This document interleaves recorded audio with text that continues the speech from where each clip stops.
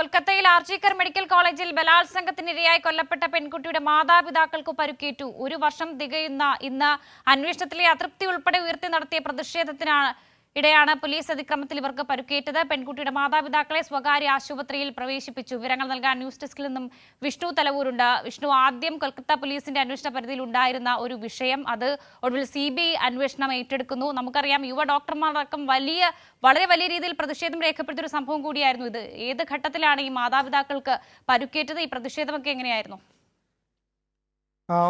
കഴിഞ്ഞ വർഷം ഓഗസ്റ്റ് 9-നായിരുന്നു ഇത്തരത്തിൽ ആർജിക്കർ മെഡിക്കൽ കോളേജിലെ PG വിദ്യാർത്ഥിയായിട്ടുള്ള യുവ ഡോക്ടർ കൂട്ടബലാത്സംഗത്തിന് ഇരയാവുകയും കൊല്ലപ്പെടുകയും ചെയ്തത്. പിന്നീട് വലിയ തലത്തിലുള്ള പ്രതിഷേധം രാജ്യത്തുടനീളം ഉയർന്നു വന്ന ഒരു സാഹചര്യത്തിലാണ് അതിൽ ഒരു അന്വേഷണം നടത്തി.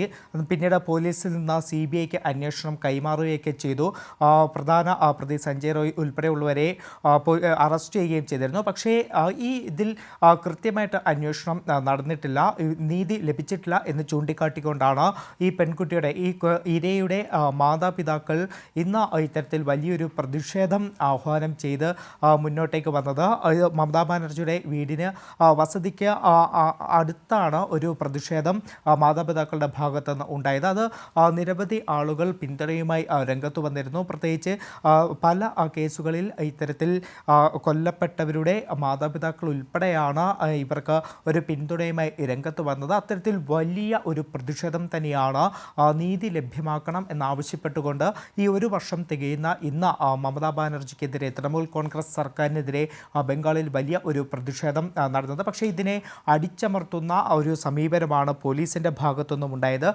പോലീസിൻ്റെ ഒരു അതിക്രമത്തിൽ വലിയ തരത്തിൽ പരിക്കേറ്റു എന്നതാണ് മാതാപിതാക്കൾ ചൂണ്ടിക്കാട്ടുന്നത്. ഇരുവരെയും ഇവിടുത്തെ കൊൽക്കത്തയിലെ ഒരു സ്വകാര്യ ആശുപത്രിയിൽ പ്രവേശിപ്പിച്ചിട്ടുണ്ട്. അമ്മയുടെ തലയ്ക്കടക്കം പരിക്കേറ്റിട്ടുണ്ട് എന്നതാണ് ഇപ്പോൾ പറഞ്ഞിരിക്കുന്നത്. ഈ പെൺകുട്ടിയുടെ പിതാവിനും കാര്യമായ പരിക്കുകൾ ഏറ്റിട്ടുണ്ട്. ഇവരെ ഇന്ന് വൈകിട്ടോടു കൂടിയാണ് ഇത്തരത്തിൽ സ്വകാര്യ ആശുപത്രിയിൽ പ്രവേശിപ്പിച്ചത്. എന്തായാലും വിഷയത്തിൽ വലിയ തോതിലുള്ള പ്രതിഷേധമാണ് ഉയർന്നു വരുന്നത്. കാരണം ഇത്തരത്തിൽ വലിയ തോതിൽ അല്ലെങ്കിൽ ക്രൂരമായി തന്നെ ബലാത്സംഗത്തിന് ഇരയാവുകയും കൊല്ലപ്പെടുകയും ചെയ്ത പെൺകുട്ടികളുടെ മാതാപിതാക്കൾ നടത്തിയ ഒരു പ്രതിഷേധത്തിനെതിരെയാണ് മമതാ സർക്കാരിൻ്റെ പോലീസ് വലിയ തരത്തിൽ അതിക്രമം അഴിച്ചുവിടുകയും അവർക്ക് വലിയ തോതിൽ പരിക്കേൽക്കുകയും ചെയ്തിരിക്കുന്നത്.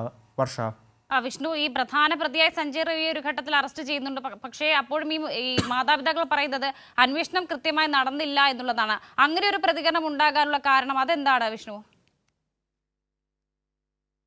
വർഷ, ഈ കേസിൻ്റെ തുടക്കം മുതൽ തന്നെ വലിയ തലത്തിലുള്ള ആരോപണങ്ങൾ ഉയർന്നു വന്നിരുന്നു.